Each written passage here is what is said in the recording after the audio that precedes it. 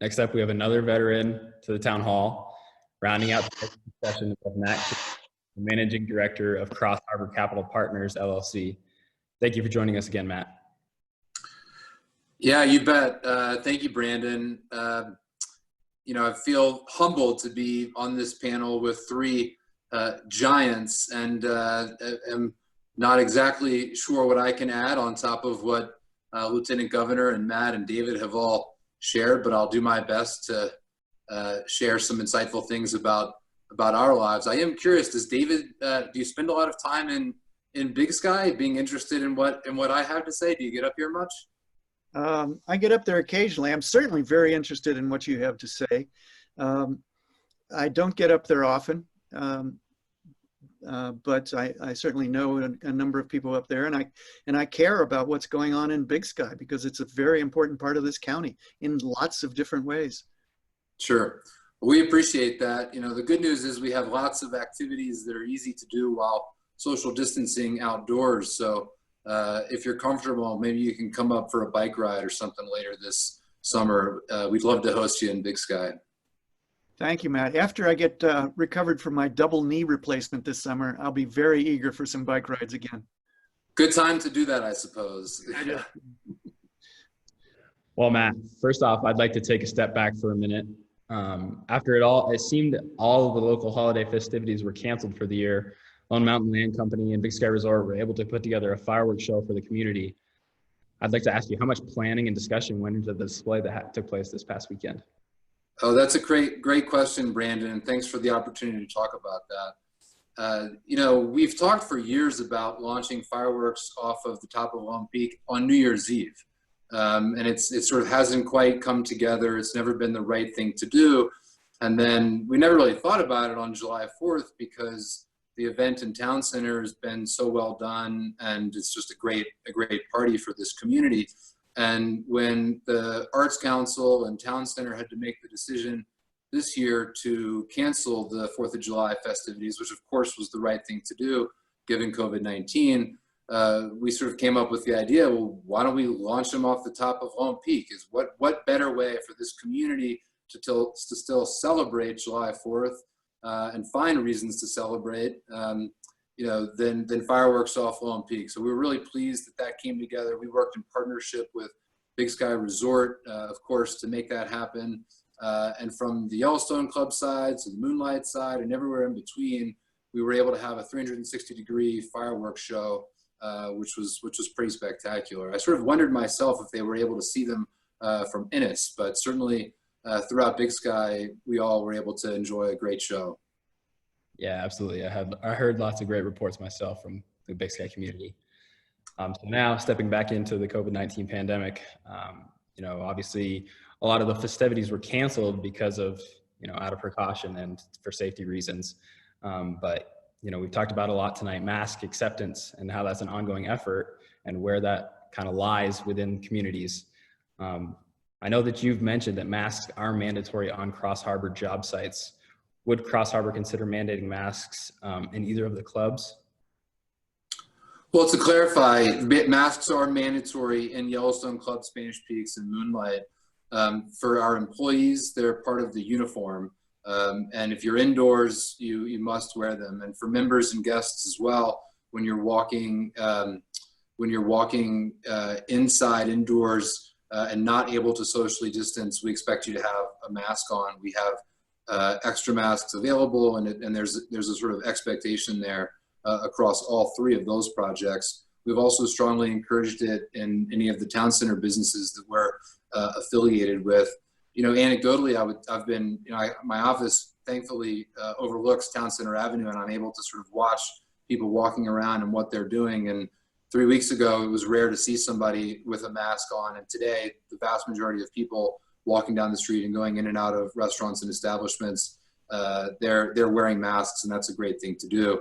We had some other community updates this spring where the sort of sentiment that I encouraged was people should look at wearing a mask as not as a political statement or anything else, but as the simplest act of kindness that one can share with another human being. Like, in this crazy world that we live in, don't we all want to be kind to each other? And wearing a mask is a way to show a simple act of kindness. If we just all thought about it like that and not political, then it'd be a much easier situation in this country right now.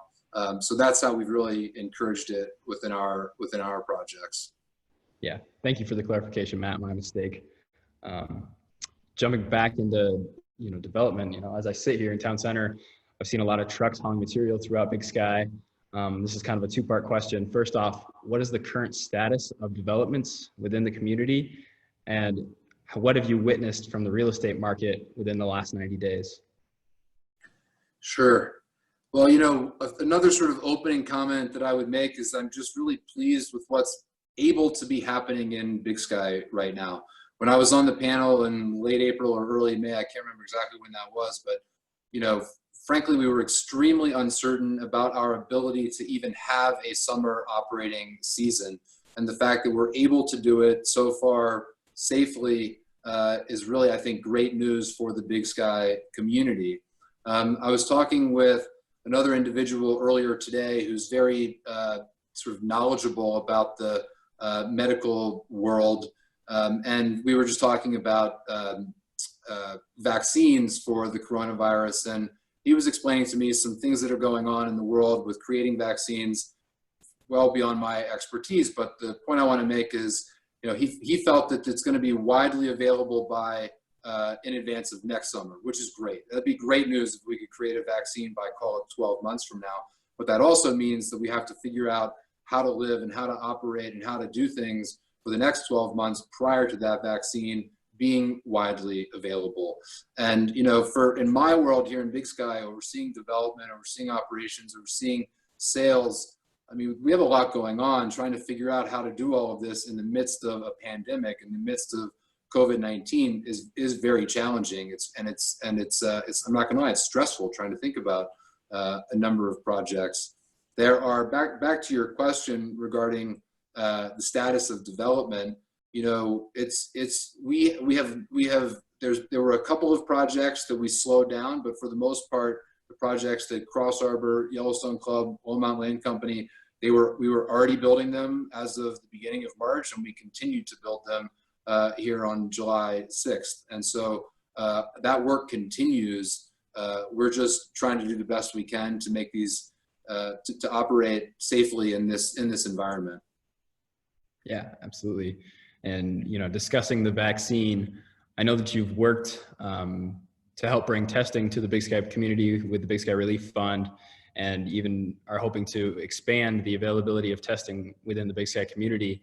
I'm curious, can you elaborate on those efforts?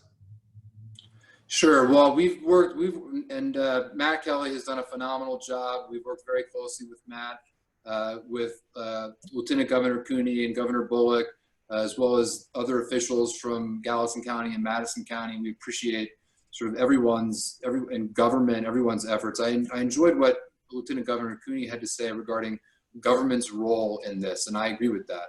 That there's an opportunity within this pandemic that government needs to help serve, and we appreciate the resources that each sort of division of Montana's governments that I mentioned has brought to this. And I think what we saw last week with 1 day of asymptomatic testing, that was a big deal. And hopefully, while not the sort of the answer, 1 day of testing, but we learned a lot.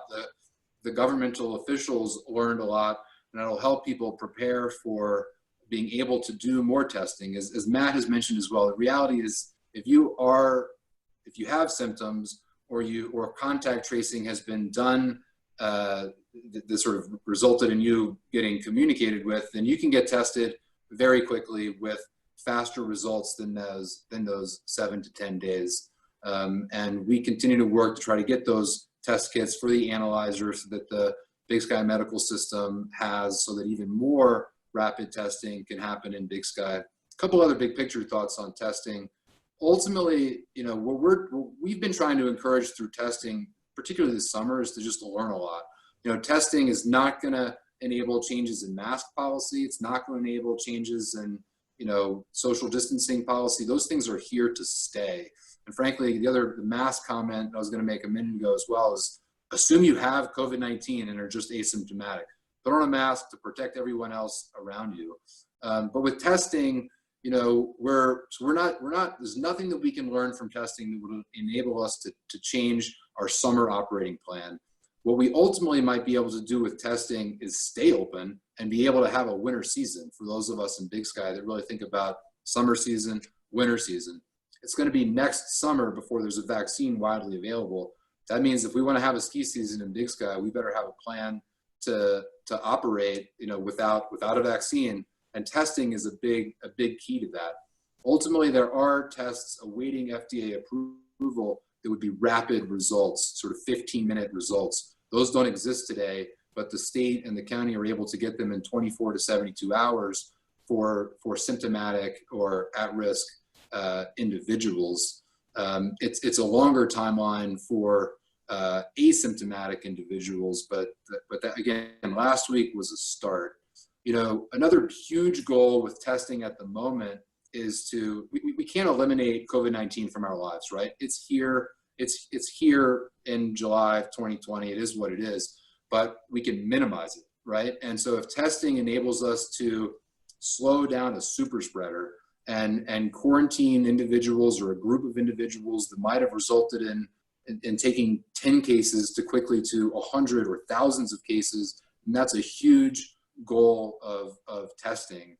And so we have been working with a company called Matrix to bring some additional testing capacity to our projects in Big Sky for our employees, for contractors and vendors, members and community members. That will free up the testing that exists through Bozeman Health and the county health departments, and will just enable us as a broader community to, like I said, prevent those super spreaders from accelerating the growth in cases. Yeah, you obviously have your finger on the pulse as the pandemic progresses, Matt. Have you seen an increase in real estate sales because of COVID-19? Are people escaping to Montana, so to speak? That's a great question. You know, it's a complicated question as well. Obviously, there was a mandatory 14-day self-quarantine prior to June 1, so there was sort of nobody coming and looking at real estate prior to then. Although people that had maybe been in Big Sky previously were interested. I think big picture, yes, we see there's a big demand for property, not only in Big Sky, but for all of Montana. You're seeing that in the Bozeman market as well. The Bozeman real estate market is very strong. And it's kind of a strange summer for Big Sky because as busy as this community is, you know, throughout Yellowstone Club, Spanish Peaks, and Moonlight, there are a lot of homeowners here. There are a lot of second homeowners in Big Sky that are here right now. There are not a lot of like new people here. You know, for us, that's not something that we've encouraged. We haven't encouraged sort of more guests coming into this market, although guests are allowed at the various projects. But you know, I do think that long-term Montana and Big Sky are very desirable places to own a home, very desirable places to be. Like I was joking with David there, it's easy to social distance here and still have a very high quality of life. Go outside for a bike ride or a hike with your family. It's a great place to do that, and it's a great place to be here this summer. Yeah, absolutely. So you discussed real estate, you know, and home ownership, but obviously workforce housing is a constant need within the Big Sky community. Can you update us as to where the current workforce housing efforts of CrossHarbor are at and Lone Mountain? Yeah, appreciate that, Brandon. You know, as I mentioned before, we've been extremely busy through this sort of pandemic, this period, not only managing our existing projects, but also planning for the future and still trying to develop for the post-COVID world, if you will, right? We know that no matter what this summer, no matter what next winter really looks like, we will collectively overcome this. And Big Sky's future is strong, and we continue to build for that. Having the sort of more readily available, appropriate workforce housing has been a big effort of CrossHarbor and Lone Mountain Land Company this year. We're hopeful that this fall we'll start construction on what we call the Powder Light project, which is next to the Ace Hardware. There will be over 340 beds developed at that project. We will need, there will be a process with Gallatin County such that we can start that prior to the turn lanes through the Tiger Grant project going in, but we hope to start construction on that project.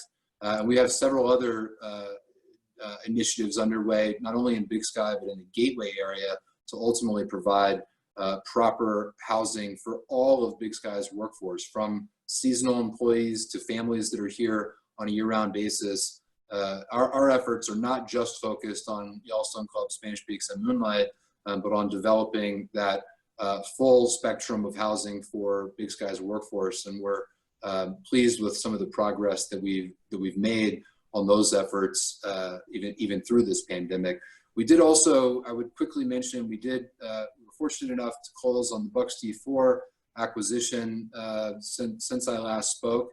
That was an interesting one also to sort of close on during the pandemic here, but we're pleased we were able, with the team from Bucks, Haley and Scott and everyone, were able to get that restaurant reopened this weekend. So for the broader Big Sky community, of course, do it safely, do it with masks, but come see the team at Bucks. They'll take great care of you, as always, for your dining needs. And when we're able to do larger events, those spaces in Bucks that have been great community events for Big Sky for the last 50 years will be great community spaces for Big Sky going forward as well.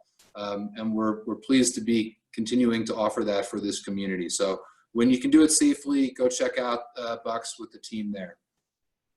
Thank you for the updates, Matt. Appreciate that. So as you mentioned, this is your second time appearing on this forum.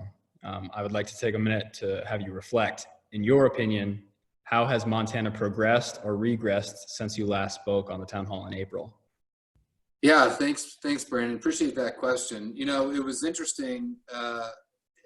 Throughout most of May and early June, we had no new cases in Gallatin and Madison counties. There was quite a long stretch there of no new or no active cases, actually. And now to have on a daily basis more new cases than we had, and for that matter, more new cases in Gallatin County than we had total active cases in the state as of 6 weeks ago.